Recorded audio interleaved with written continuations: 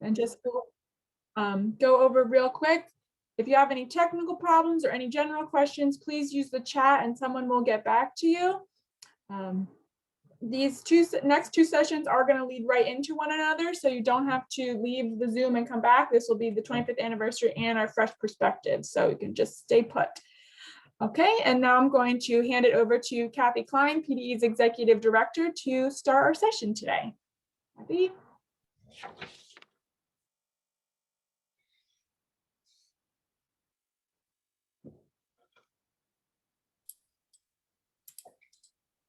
Sorry, Sarah, I was having a little trouble unmuting and getting my camera on there. Good morning. It's great to be here with all of you. I'm really excited about this panel discussion. We're going to be celebrating the 25th anniversary of the Delaware Estuary Program's Comprehensive Conservation Management Plan. That is also known as the CCMP. And members of the Delaware Estuary Program, which is known as DELUP. You're going to hear these acronyms probably thrown around a lot, so I thought I'd give those to you. The members of the Delaware Estuary Program Steering Committee are going to reflect upon our past accomplishments and our future challenges and opportunities. I just want to give a little background for all of you who are not maybe necessarily familiar with DELUP and the partnership and the estuary program. So the National Estuary Program is a non-regulatory program that was established by Congress and was authorized by Section 320 of the Clean Water Act in 1987. And the Delaware Estuary was nominated by the governors of Pennsylvania, New Jersey, and Delaware to the U.S. Environmental Protection Agency for inclusion in the National Estuary Program in 1988. There are a total of 28 NEPs across the country, and we have the dubious distinction of being the only tri-state National Estuary Program, and I believe the only one that covers two regions of the Environmental Protection Agency. All NEPs, all National Estuary Programs, are required to establish a management structure to oversee the local program and to develop their CCMP, the Comprehensive Conservation Management Plan. The CCMP is a long-term plan that contains actions to address water quality and living resource challenges and priorities that are identified by local stakeholders.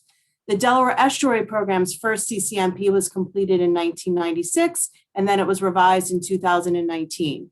And the Partnership for the Delaware Estuary is the nonprofit organization that was established in 1996 out of the Delaware Estuary Program. And we have worked in partnership with the program for the past 25 years. I'd like to thank Emily Bombach for helping to put together this panel discussion. And we are so fortunate and thankful to have all 8 of our steering committee members participating on today's panel. Joe Tarsavage, who is the chair of the Partnership for the Delaware Estuaries Board of Directors, and he's also a steering committee member himself, is going to facilitate this panel. We've been fortunate to have Joe on our board as our board chair for the past 2 years, and he is the vice president and manager of Woods Mid-Atlantic Operations. So Joe, you can take it away. Thank you, Kathy. Good morning, everybody. Thanks for joining us. We got a real powerhouse panel here. In your program, so we've asked each of our steering committee members to reflect on 2 questions during their 6, 7, 8 minute time slot. Number 1 is, what do you think are some of the most important contributions that your agency has made over the last 25 years for clean waters, healthy habitats, and strong communities? And question number 2, what is the most important role that the Delaware Estuary Program can play to address future challenges as well as opportunities in the Delaware Estuary? So to lead us off is the secretary for the Delaware Department of Natural Resources and Environmental Control, Sean Garvin. Sean, thanks for joining us. Thank you very much. It's really exciting to be here. And I, like many of you, kind of miss our abilities to get together and interact and have conversations. I think some of the most interesting and beneficial conversations that we have around the estuary are those conversations sitting at a table with partners that maybe you haven't had a chance to interact with at, over lunch about what they have going on, or as you walk around and look at posters that people have put together, or just passing somebody in the hall. And we seem to be hopefully moving in the direction we'll be able to get back together in person, but I appreciate the partnership and figuring out a way for us to really get together virtually and have these conversations. And I understand it's been a great couple of days, and I want to thank my colleagues in New Jersey and Pennsylvania and the DRBC, and particularly my former EPA colleagues in Region 2 and especially in Region 3. I've been engaged in issues related to the estuary pretty much throughout my entire career, both at local and federal and now state government. And as many of you, but it wasn't until I joined the EPA that I really got an appreciation for the partnership. And as Kathy said, it's referred to in many different ways, DELEP and PDE and all the other ways that we identify it. But when I joined EPA, I met Kathy Liebert, who must have been on some middle school fellowship when she joined the agency, because it was a few years ago. And she was the first person who introduced me to all the work that the partnership was doing, and the incredible focus both from a scientific and a policy standpoint. And so the two questions that we were asked were about our contributions, in this case, the state of Delaware's, and then really the role moving forward of the partnership. And I'm going to actually flip them and deal with them in reverse order and talk more about first the role of the partnership, and both a little bit historically, but more moving forward. And really the key to the partnership is bringing us all to the table.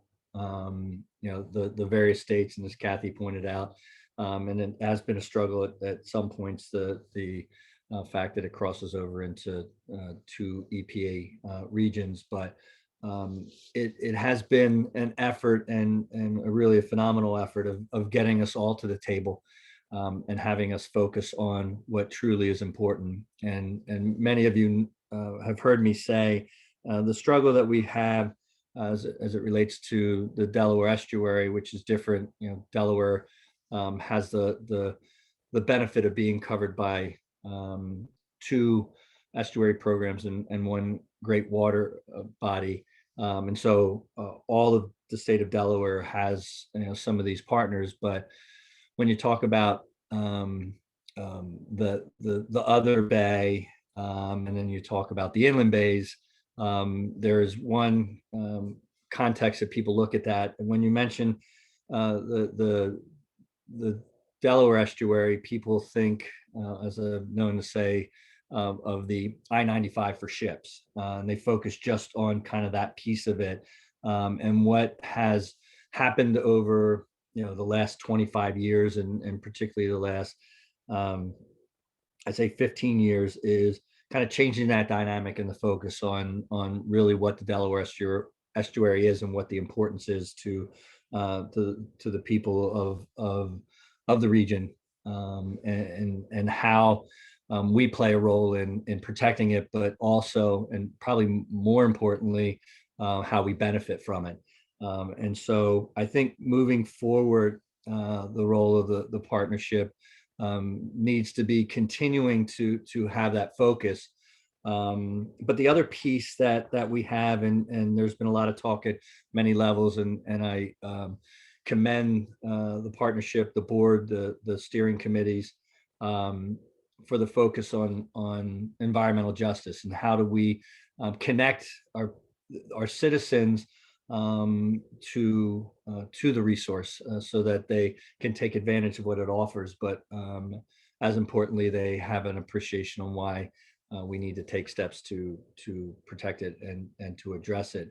And one of the things that I think we deal with is we have a lot of citizens that don't venture very much far from their homes, and so they don't really get to appreciate and understand the vastness of the estuary and all the things that it has to offer. And so as we move forward on the CCMPs and other initiatives, I think continuing and really heightening our ability to figure out how do we get our citizens, particularly those in underserved and overburdened areas, the ability to get connected and take advantage of what the estuary has to offer.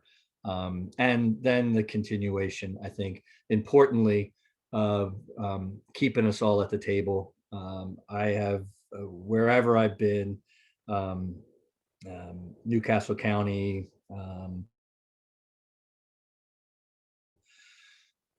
EPA, the state of Delaware, I feel it's important for us to, all of us, all the partners, to not only lend our minds and our voices, but our names to the activities. And so I think it's continually important for the estuary partnership and program to hold us accountable and make sure that we're all sitting at the table and participating. And so I commend you for what we all have done. But I think we have a lot more work to do, and I think the structure of the partnership is a great way to continue us doing that. As it relates to the contributions of the state of Delaware, and particularly DENREC, as many of you know, we have the luxury and sometimes on certain days the curse of both having the environmental protection as well as the natural resources all tied up in one department. And so we have a lot of initiatives going on and a lot of contributions that stems from the works that we do on wetlands, the works that we do as it relates to hazardous sites, to air issues, to conservation, and pretty much everything in between. And so I just wanted to hit on a couple of things that I think are notable, as we focus on clean waters and healthy habitats and strong communities.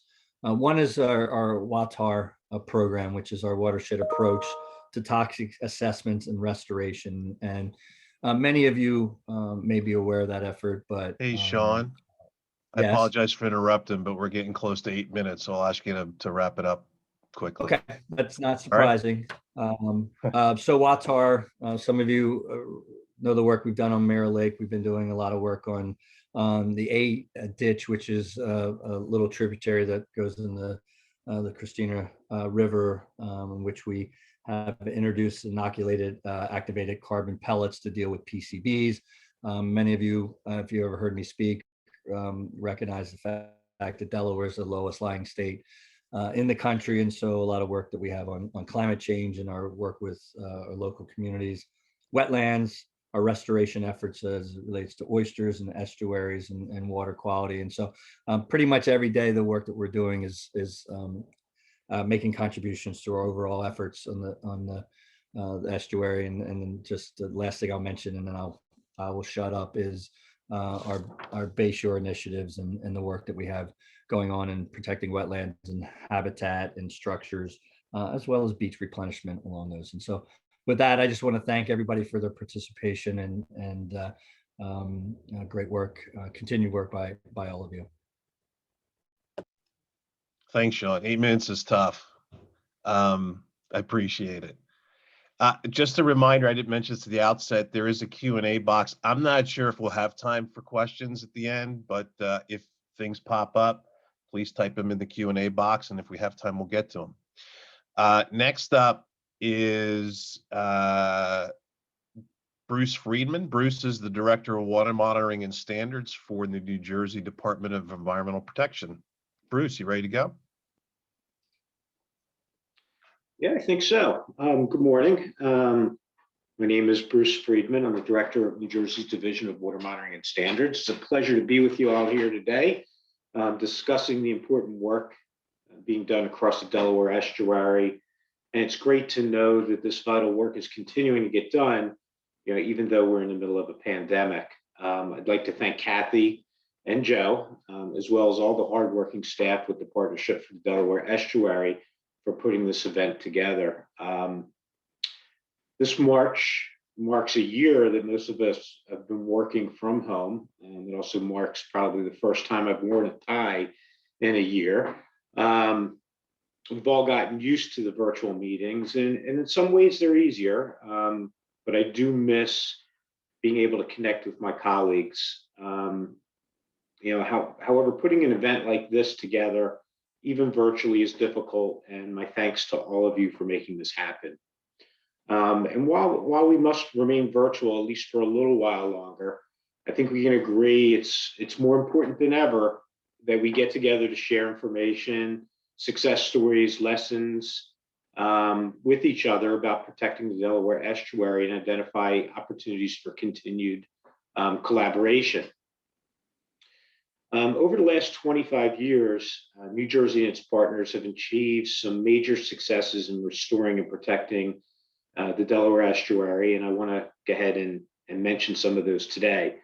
On the topic of healthy habitats, one of the most significant things to me as a fisherman has been the return of the shad population of the Delaware River in the 80s and 90s. And I'm well sure many of you know the shad went from being one of the most important commercial fisheries in the Delaware River to being blocked from much of their historic range due to dissolved oxygen barriers outside Philadelphia, Camden, and other major population centers.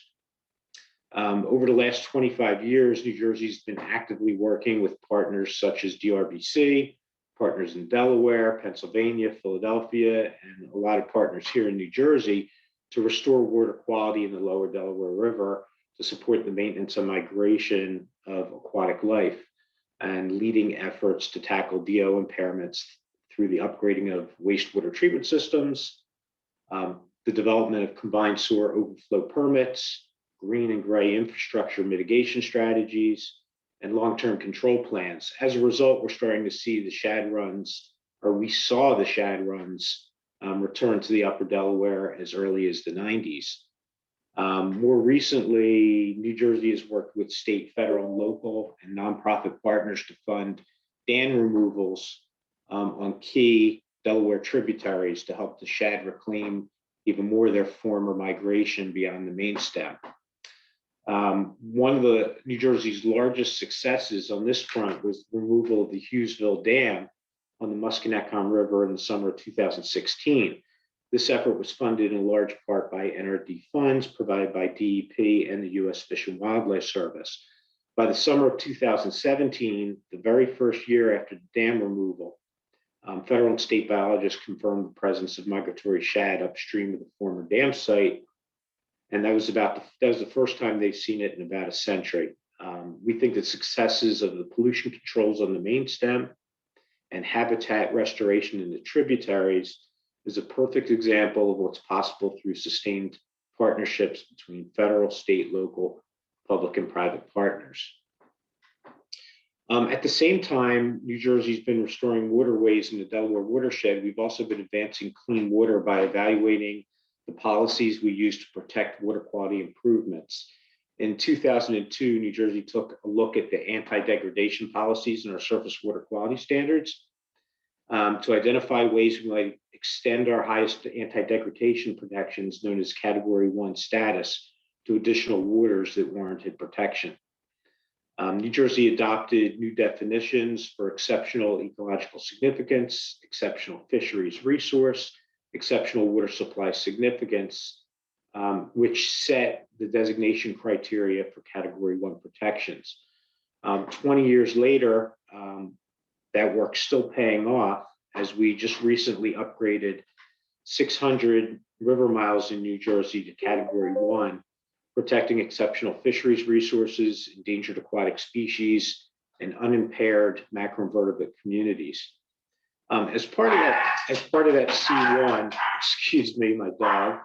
As part of the C1 rule proposal, we upgraded the first urban Category 1 stretch, which was a tidal stretch to the Cooper River in the city of Camden, where the endangered eastern pond mussel have been rediscovered.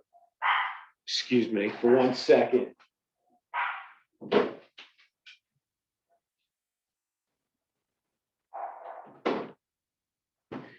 Yeah, that's what happens. So yeah, so we upgraded a stretch of the Cooper River in the city of Camden where we discovered the endangered eastern pond mussel. The community of Camden supported these C1 protections, and Camden High School science students even testified at the C1 rural public hearing. And they talked about their monitoring of water quality in the Cooper River. One of the most exciting aspects of the Category 1 upgrades was that we used high quality, co-op certified community monitoring data from the Raritan Headwaters Association, a private nonprofit organization, to fill information gaps and data gaps. This data allowed NJDEP to designate stream segments that otherwise would not have been protected. New Jersey recognizes the value of community water monitoring groups and the data they generate, and will continue to invest in this important partnership to help monitor, assess, and restore waters in New Jersey. While we've done a lot in the last 25 years, there's still a lot of work that needs to be done. I'd like to highlight a few of the DEP's priorities moving forward. New Jersey re-entered the Regional Greenhouse Gas Initiative, known as RGGI Cap and Trade Program. Through that initiative, we've been able to generate $94 million in new revenues, which will be utilized to advance clean energy initiatives and reduce environmental burdens in our environmental justice communities. Governor Murphy's goal is to reach 100% renewable energy by 2050.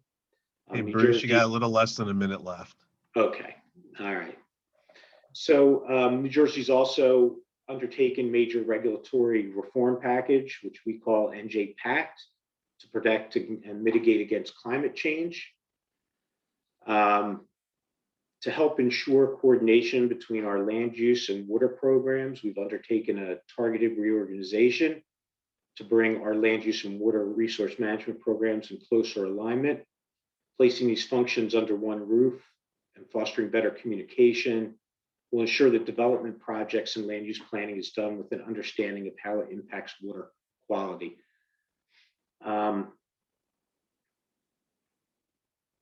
New Jersey's also undertaken a number of EJ initiatives. From the outset, the governor has made environmental justice a top priority. We've reinvigorated our department's Environmental Justice Advisory Council. We've created an Environmental Justice Interagency Council. And with the help of our Attorney General, we've filed more than 30 legal actions to address pollution problems in EJ communities. So to close out, I would just like to once again emphasize the importance of relationships fostered at events like these across sectors, agencies, states, and watersheds to ensure the safety and vitality of our estuaries for the future. New Jersey can't do it alone, nor is it even feasible when discussing regional water quality issues. NJDEP relies on partners like the Partnership for the Delaware Estuary to lay out and implement the roadmap to recovery through their comprehensive conservation management plan. We have a lot of work to do in the decades ahead, and coordination between all of us is really the only way we're going to get it done. So I want to thank you for the opportunity to address this group, and I appreciate it, Joe. Thank you. Thanks, Bruce. Thanks for joining us this morning. Next up, Anika Atkinson. Anika is the Deputy Secretary of Water Programs for Pennsylvania DEP. Anika, you look ready. Fire away. Thank you. Good morning, everyone. It's my pleasure to be here this morning. I'm going to take the questions posed by Joe one at a time, and just want to point out that this is not an exhaustive list. 8 minutes doesn't give us much of an opportunity to go through the whole rigmarole, but I wanted to highlight a few things for the group as we work on the good works in the Delaware Estuary. So on September 19, 2018, Governor Wolf signed an executive order forming a PFAS action team to address growing national concerns over this substance in the environment. The team is led by secretaries of multiple agencies within Pennsylvania, which includes environmental protection, health, military and veterans affairs, community and economic development, agriculture, and the State Fire Commission. In early 2019, Pennsylvania Department of Environmental Protection announced plans to begin the steps necessary to support a proposed rulemaking to set a maximum contaminant level, or MCL, for select PFAS. This will mark the first time that Pennsylvania DEP has set an MCL rather than adopting standards set by the federal government.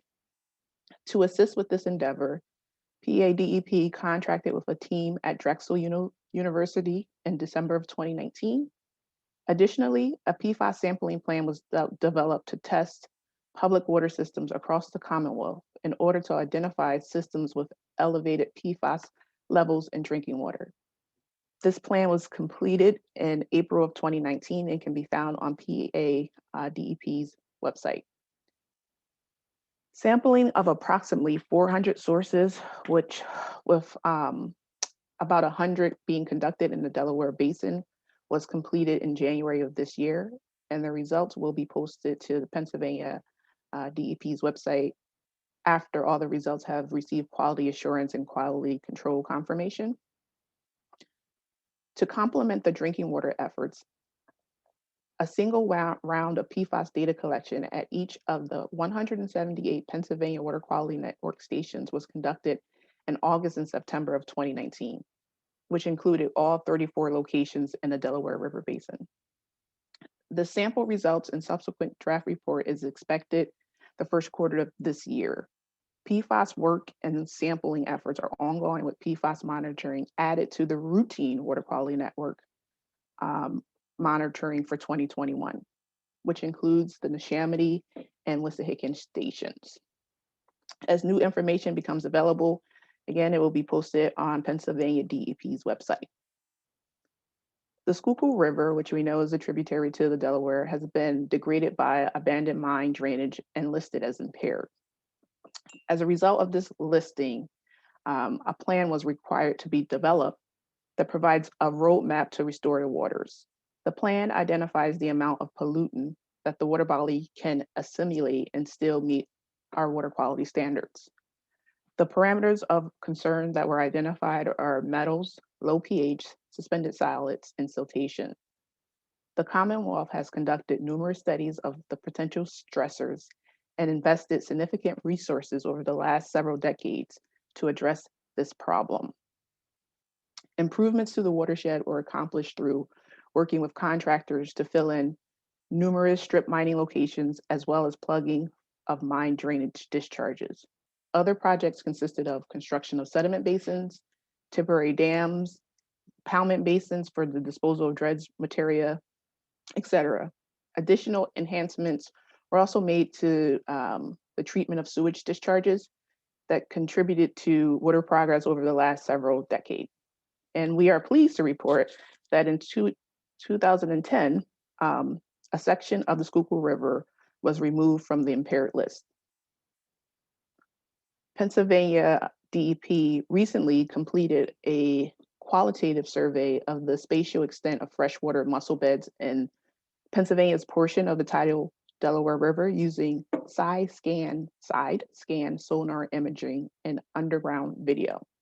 Say that 3 times fast. The study was initiated due to the impaired population of freshwater mussels in the state.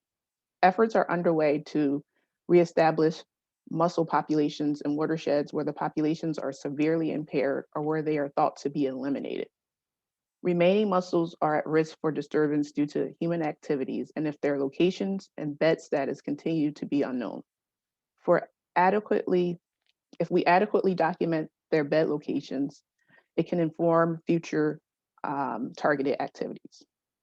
In addition, approximately the mussels that we do find, we can use those to provide seed stock for mussel reintroduction into the programs. This report is also available on our Pennsylvania DEP website. And as it relates to strong communities and healthy habitats, since 2012, the Commonwealth has dedicated over $1.2 million of grant funding for public access in the Delaware Estuary Coastal Zone. This investment has resulted in the construction of 8 trail segments totaling over about 5.6 miles, 7 new access sites, and improvement to 11 existing sites.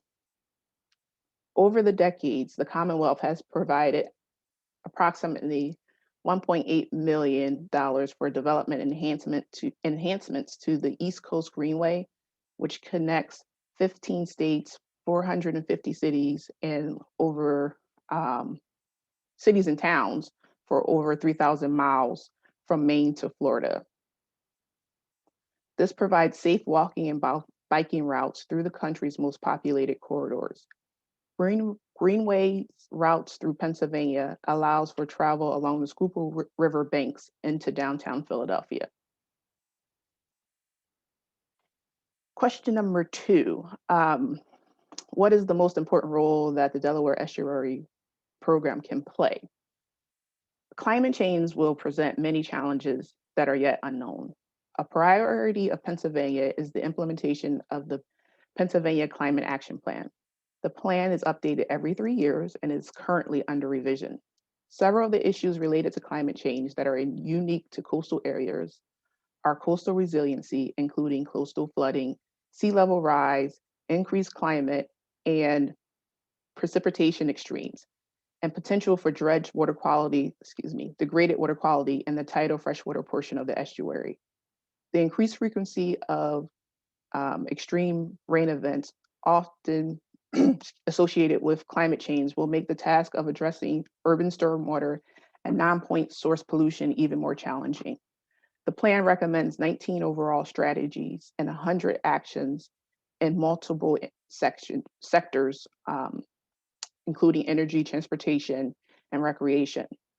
The Delaware Estuary Program can play an important role in identifying information gaps and helping to acquire the scientific data that resource managers will need in order to address these challenges. Also, the Delaware Estuary Program could also play an important role in outreach and education efforts for local communities, specifically regarding the benefits of stormwater best management practices. And a cause that is near and dear to my heart, DIJ initiatives. I look forward to the works that are being done and our continued participation in this interagency community. With that, thank you, Joe. I think I over time. Just barely. Pretty close, Anika. I was about to jump in, so very well done. Thank you. Next up, we have Steve Tambini. Steve is the Executive Director for the Delaware River Basin Commission. Welcome, Steve. Thanks for joining us. Thank you, Joe. First, let me offer my congratulations to PDE and all our partners in the Delaware Estuary Program for 25 years of successful work. I'm going to begin to address the challenge questions with a discussion of 2 fish, one that Bruce already mentioned, or for my science friends, fishes, I guess. So this is the American shad, probably blocking my microphone, and they won't let us have slides. So that's a shad. It's a member of the herring family, so I'm told. The picture is about half the size of an adult shad. This is an Atlantic sturgeon, an ancient fish that's been around for about 70 million years or more. Adult Atlantic sturgeon can grow up to 16 feet and weigh up to about 800 pounds. Adult American shad and Atlantic sturgeon both spend most of their lives in the ocean and return to the river of their birth to reproduce or to spawn. Both spawn in fresh waters, including in the Delaware. And the life cycle migration of both was severely impacted, as Bruce mentioned, by poor water quality in the urban estuary in the mid-1900s, when there was a dissolved oxygen dead zone in the river and there was no oxygen at all. The shad, as Bruce mentioned, are doing well. The Atlantic sturgeon, not so much. In fact, for various reasons, for overfishing, boat strikes, and other reasons, it was listed as an endangered species in 2012. One fish represents all the good work we've done to date to improve water quality in the urban estuary, and the other is a bit emblematic of some of the challenges we still face. The shad, as Bruce mentioned, will travel in the free-flowing Delaware to the exceptionally clean waters far upstream, well past those shad festival sites that we know and love in Lambertville and Easton, to spawn and rear their young in those clean waters. The dead zone in the estuary that sometimes stopped the migration is gone, and we now have water quality that can support the passage and maintenance of many, many species.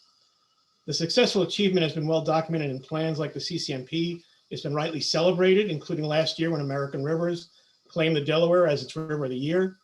But the tipping point to get to the water quality improvements we see today in the estuary began a bit before the 25 years ago, began in 1961 when the 4 basin states and the federal government came together to form the DRBC with one of its founding objectives to address the severe pollution in the urban estuary.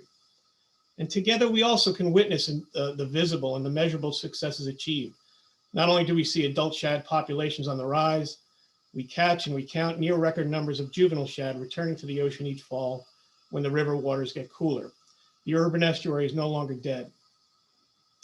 This success came after DRBC established water quality standards before the Clean Water Act and developed an interstate plan to allocate, control, and budget pollution from the wastewater discharges in the estuary.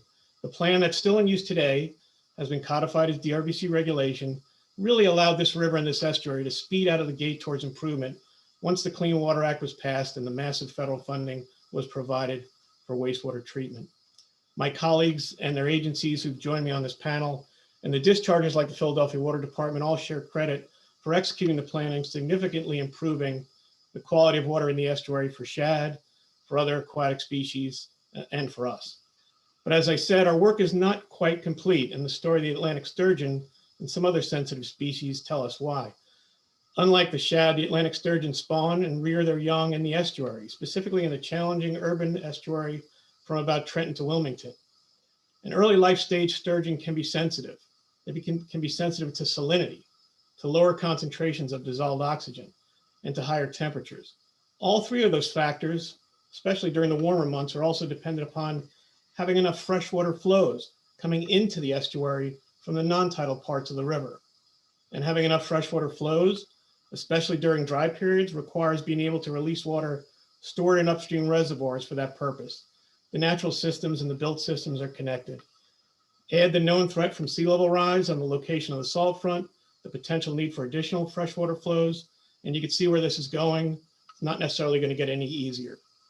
And we still have a dissolved oxygen sag in the estuary, especially during warmer months, and especially near the urban centers where ammonia from point source discharges again need to be allocated, budgeted, and ultimately treated so we can achieve higher levels of dissolved oxygen to support these sensitive species.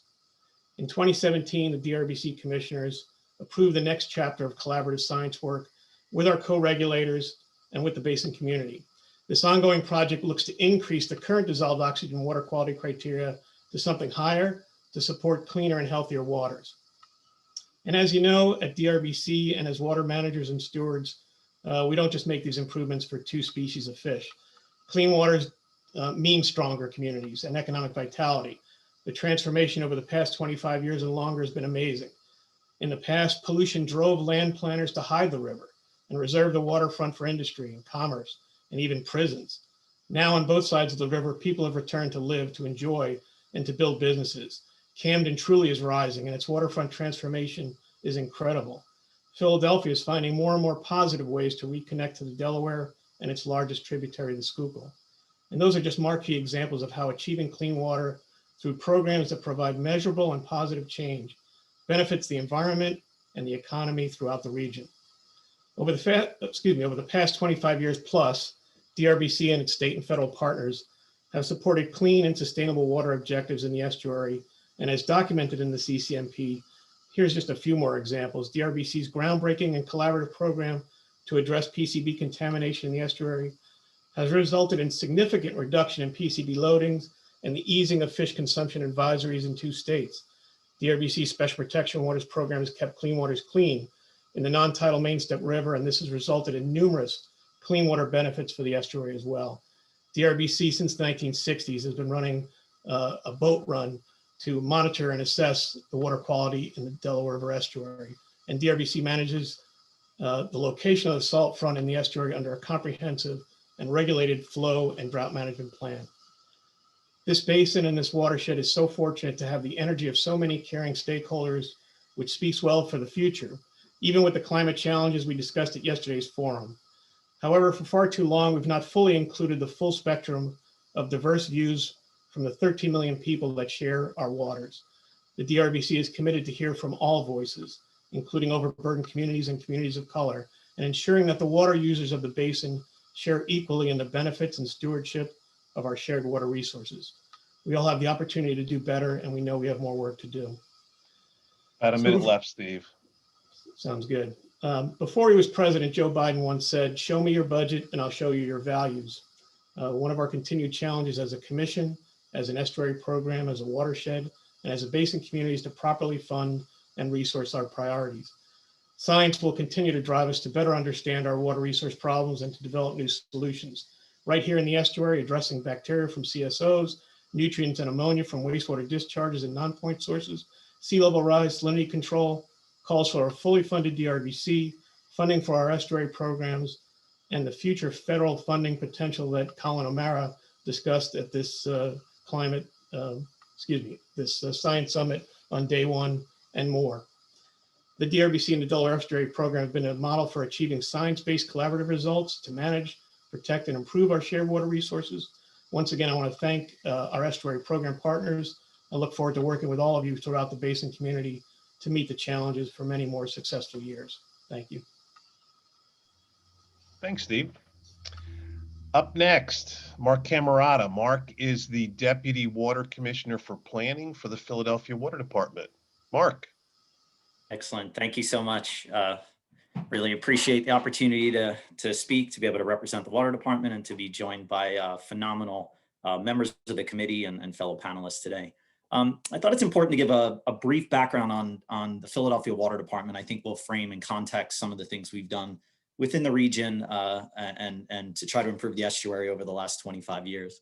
The mission of the Philadelphia Water Department is to plan, operate, and maintain the infrastructure and the organization necessary to provide drinking water, adequate and reliable supply for all households, commercial, and community needs, and to sustain and enhance the region's watersheds and quality of life by managing wastewater and stormwater effectively for over 1.6 million people in the Philadelphia region. That's our core service element of the department.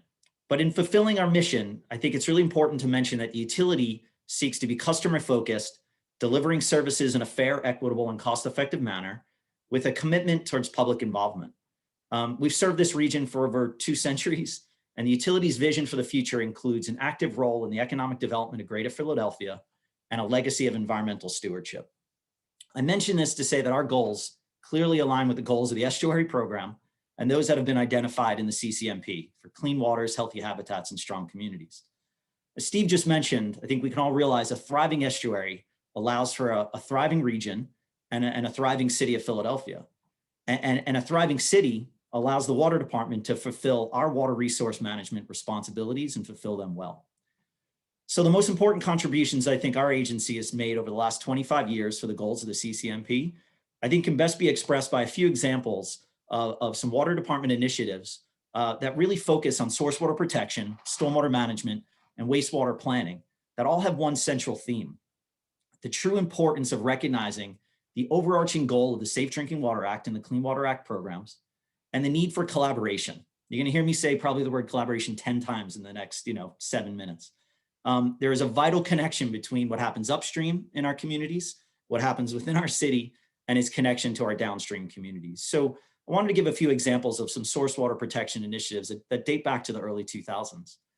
In 2002, Philadelphia completed source water assessments that identified priority sources of impairment in Philadelphia's contributing watershed areas. With less than 2% of the Schuylkill River watershed within Philadelphia's jurisdiction, we knew a regional coordination approach was necessary to meet our source water protection objectives. In 2003, we established the Schuylkill Action Network, which addressed the need for a framework for collaboration among stakeholders with a common interest in protecting the Schuylkill River. With critical and vital support of agency and nonprofit partners, the Schuylkill Action Network has made tremendous progress addressing priority sources of impairments over the last 18+ years. We've invested multiple millions of dollars in abandoned mine drainage treatment systems. We've managed manure storage basins on agricultural lands. We've engaged 25+ schools in green stormwater infrastructure through a student schools program, 525 acres of riparian buffer planted, and hundreds of thousands of trash removed from the watershed through Schuylkill scrub cleanup events. Encompassing water suppliers, regulatory agencies, conservation districts, nonprofit organizations, and other stakeholders, the Schuylkill Action Network has become a nationally recognized regional stakeholder coordination model for the watershed protection initiatives. The network has allowed PWD to turn its analyses and recommendations from our source water protection plans into concrete actions.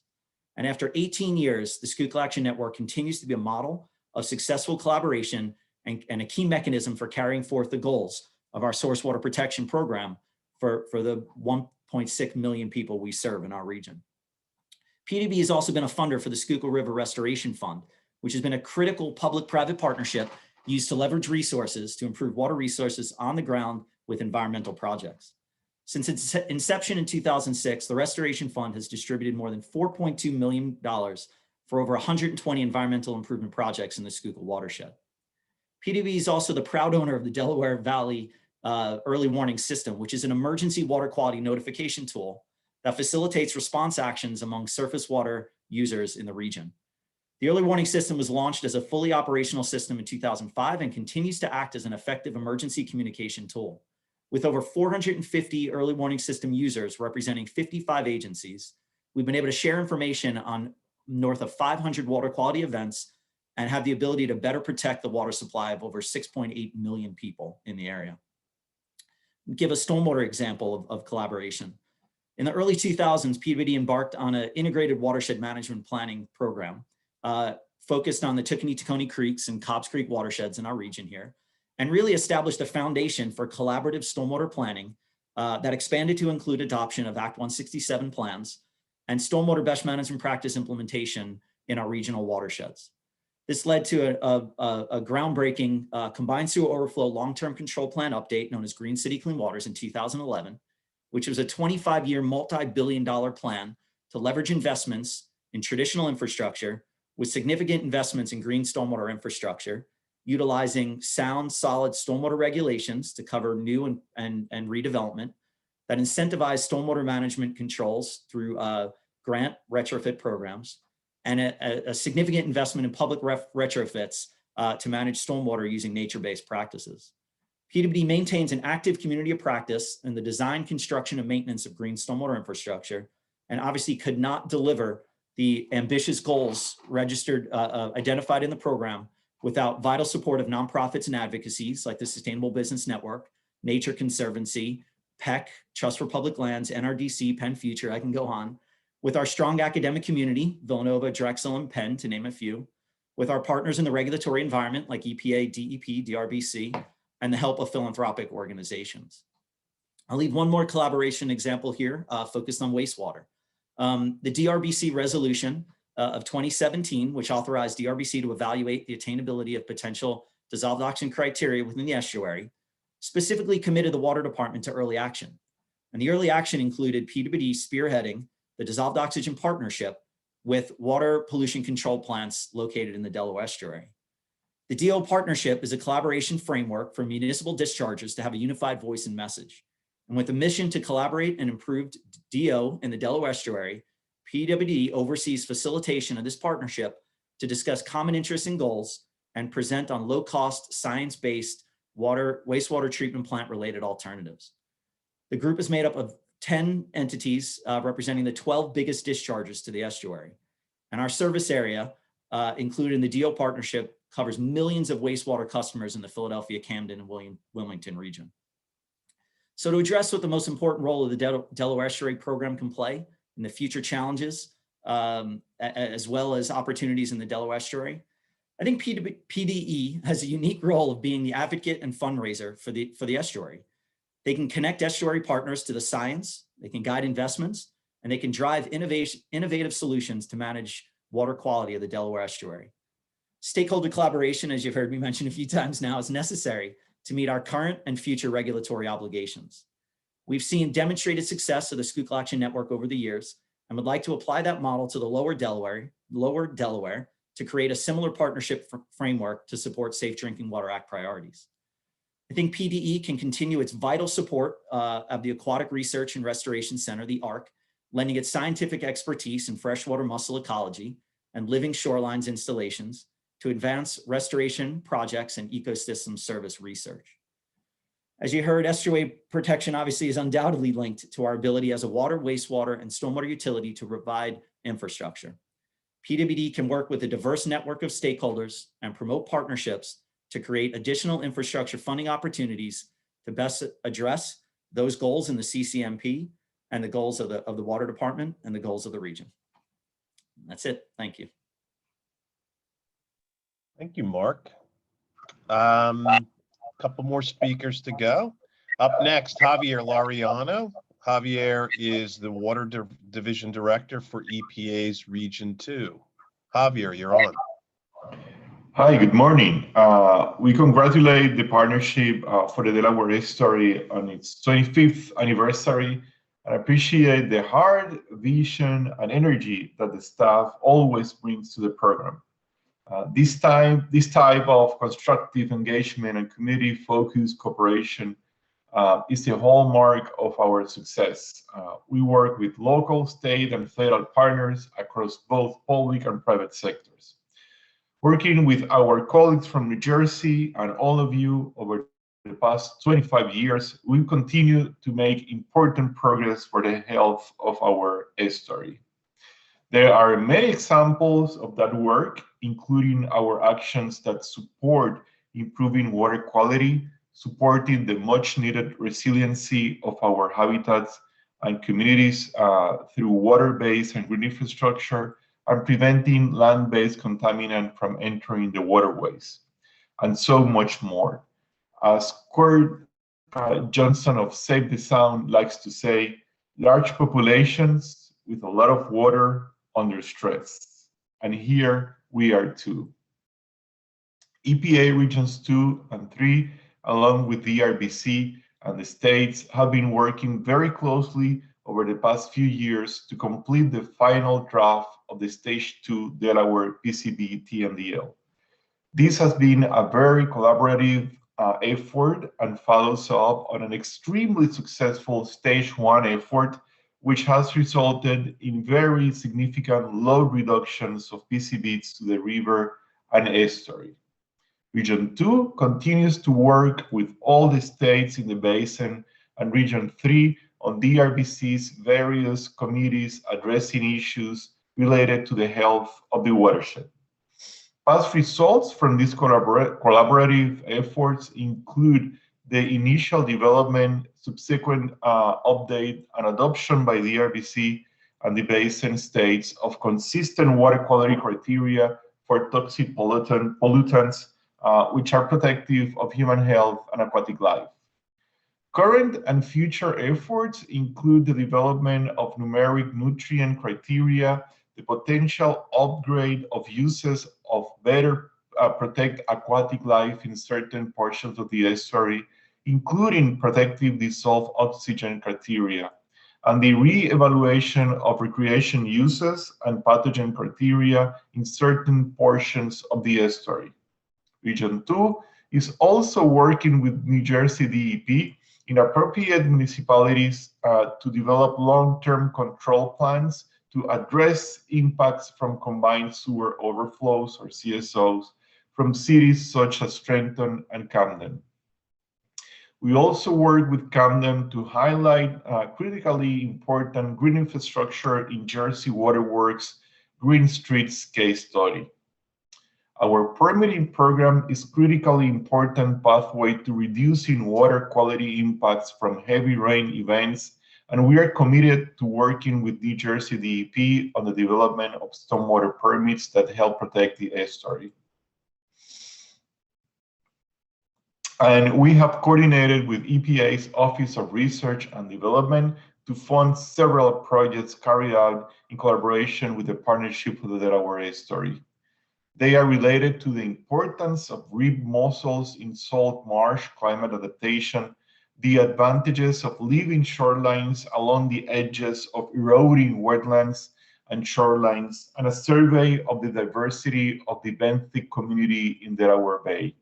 As you know, the headwaters of the Delaware River watershed originate in the Catskill Mountains and eventually flow into the Delaware Bay and the Atlantic Ocean. A large portion of the Delaware River watershed also lies within the New York City water supply system.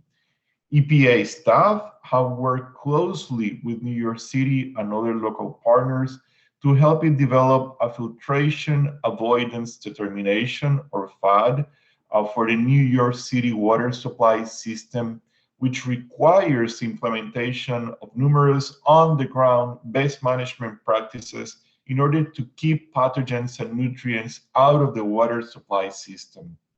New York City has invested over $2 billion in watershed protection and remediation over the past 20 to 25 years, and a significant portion of that investment in pathogen and nutrient management has also benefited and continues to benefit the Delaware River watershed downstream. I'm excited that we are also focusing on the future in the estuary program. The recent revision of the Delaware Estuary Program CCMP, or Comprehensive Conservation and Management Plan, incorporates goals for healthy habitats, clean water, and strong communities. This is an opportune moment in time. With this vision, we are poised to engage even more communities in the watershed to create a more sustainable and inclusive future. Moving forward, with the new administration in place, EPA's priorities, among others, will include, and we are very happy to number these priorities, tackling climate crisis and air pollution, advancing environmental and climate justice, restoring science, protecting public health, fighting systemic racism and climate change, and building back better after COVID. I commend PDE on the important work they have recently done exploring diversity, equity, inclusion, and justice. This will help us going forward in expanding the program's engagement with communities, particularly in historically underserved community. And as a Puerto Rican, as you can listen, as you hear my, listen to my accent, I'm coming from Puerto Rico, live now in Brooklyn, in New York City. So I'm very interested and engaged always in EJ and the kind of work that PED is doing with our EJ communities. So we must reach communities that are not at the table already. This is key. This is an especially important aspect of our work for EPA and for me personally. We look forward to continuing to work with our estuary colleagues on environmental justice and inclusion issues. The Delaware Estuary is truly a national jewel, truly an estuary of national significance. Thank you for your work and thank you for your commitment. I'm pretty sure I mentioned my colleagues at the beginning of my intervention, but I would like to repeat how grateful we are for the work that Irene Purdy, Liz Butler, and Peter Brand are doing. And of course, our Region 3 colleagues, Kathy Leiberts and her talented team. So thank you very much and have a good conference. Thank you, Javier. All right, so we're down to our last speaker. Just real quick, for those of you that might be joining for the Fresh Perspectives, you're in the right place. We'll get started shortly. And next up is Kathy Leiberts. You've heard Kathy's name come up a couple times already. She's the Water Division Director for EPA Region 3. You ready, Kathy? I am ready, but it's telling me the host has to start my video.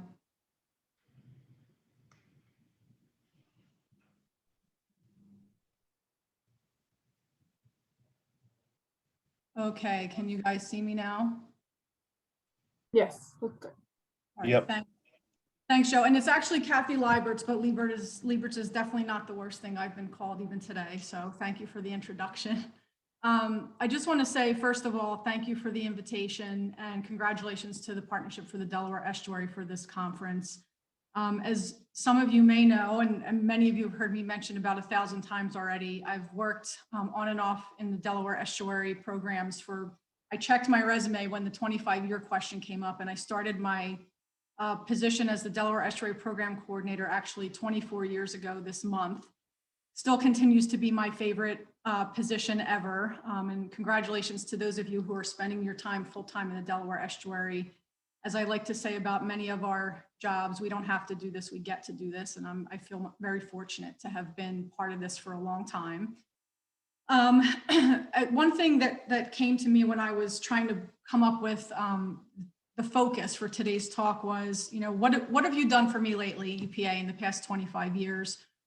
And one of the things that struck me was there was nothing that got listed that was just ours, right? There was everything that came up in my list of accomplishments for EPA were things that were done with our state partners, with the partnership with, when I say partners, I include everyone, state and local government, nonprofit organizations, dischargers, agriculture, industry, all of us that live and work and value the Delaware Estuary and have spent a lot of time, money, and effort to clean up and to protect it.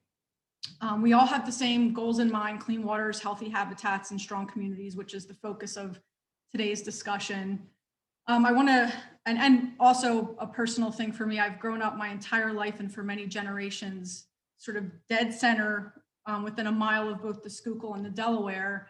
And it also struck me that until my job as the Delaware Estuary Program Coordinator, I had no idea. So that gets to something I'll touch on in a minute, which is engagement of communities, because where I grew up, other than how do I get across that river to get where I'm going, there was no focus on it. There was no value of it other than for those of my family, many of those in my family who were longshoremen and made their living that way, but the environmental value was not discussed. And I think still we have a long way to go in that arena.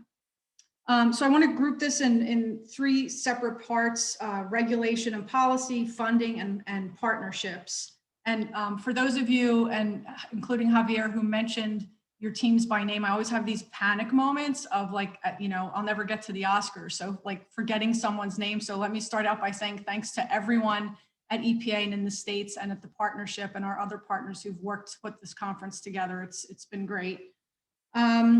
So first of all, I want to talk about a little bit about regulation and policy. And what I mean by that, as you've seen, and I think Javier alluded to, we have a new executive order that talks about a lot of things, but with a strong focus on EJ, environmental justice, and climate, and what that can do for us as an agency to focus our efforts and our science and our monitoring and our modeling and our monies in the right places goes a long way. Because one of the things that I've come to value as the Water Division Director is that our work in the estuary program per se, we have people that are dedicated just to doing that, is a lot of work to coordinate all the rest of the stuff that's going on in our policy and our regulations. For example, we have NPDES programs that oversee permits for CSOs and agriculture and stormwater, and we have a wetlands program and a Superfund program, air program, and all of those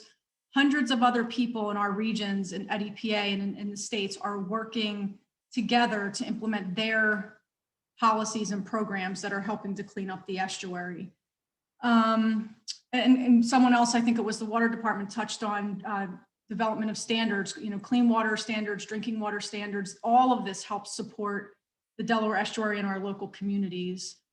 A few of the things that I want to tick off the list of sort of what were the big things for EPA in the past 25 years. I remember back when we were first working on the first round of the PCB, stage 1 PCB, I think it was a good year to 2 years that I was focused almost entirely on that with our state partners and DRBC and a lot of the other folks that are on this call today.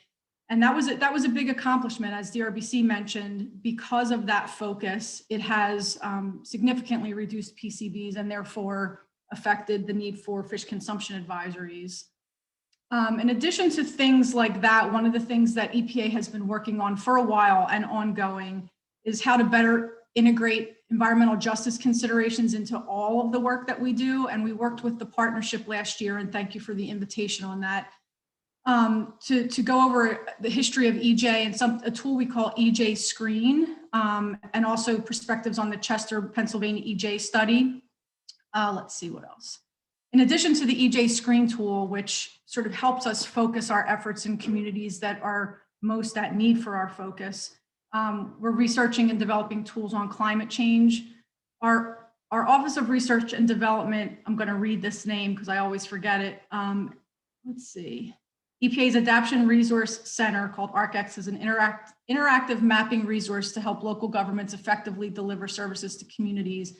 Basically, it's a web-based tool to help us focus on sea level rise. Let's see what else. Mark already mentioned the Schuylkill Action Network, and that gets us more into the partnerships arena, where focus on certain portions of the Delaware Estuary and bringing the right folks together in those areas has helped us really make strides in those areas. I do want to touch on funding for a minute, because I think sometimes we think of funding as, you know, if EPA has these giant pots of, let's say, state revolving fund programs that we write a check and we send a check. And that is not at all. I'd like to commend the folks that work, especially in the state revolving fund program, on things like, for example, the mussel work that's going on, that the Partnership for the Delaware Estuary at the mussel hatchery at Bartram's Gardens, the focus that took to be really creative with how state revolving fund money could be used was a big lift for our folks. It was the first one in the country, and people across the country are looking at this to potentially do something similar. It was a $7.9 million investment. I'm getting the wrap up sign. So let's see. Let me try to hit some of our key points here. I did mention Superfund. That's another program, as you all know, that there are Superfund sites along the Delaware. And in 2016, we issued greener cleanup guidance that helped with the Lower Darby Creek Superfund site to include living shorelines and a green cap. And this is stuff that we had not done before. And the last thing, since it's my 1 minute, I'm going to try and wrap up quickly. In what can we concentrate on the future, and what does the partnership bring? It's the herding cats. I've talked to Kathy Klein and Carol Collier at times as I'm coming back to this job, and I am writing pages of names of people and organization and funding pots that are now thankfully around the table, but there are a lot of us, and we're all trying to move in the same direction. And we really need to all be at the table, making sure that we're trying to bring all of our resources together and move in the same direction. And I think I will end with that. Thanks again for inviting me. Thanks for joining us, Kathy. My apologies for the name flub early on. I had to mess something up. I apologize for that. I want to thank all of our panelists for joining us today. Not only did they give their time this morning, but as Kathy mentioned at the outset, they all give their time as part of the steering committee for the Delaware Estuary Program. And I think you heard certainly from the last couple, not only do they give their time, but we get a lot of time from their staff and a lot of engagement from their staff. And obviously we couldn't do all of this stuff without it. You just got to hear all the incredible things that have been accomplished over the last 25 years around the Delaware Estuary Program, and yet there is so much left to do. And I think you got a flavor of that. This session is going to roll into our next session, which is fresh perspectives on the next 25 years. So I think we're going to get a little glimpse into the crystal ball of what the next 25 years looks like. So I'm going to turn it back to Sarah, and I think Sarah's going to transition us into the next session.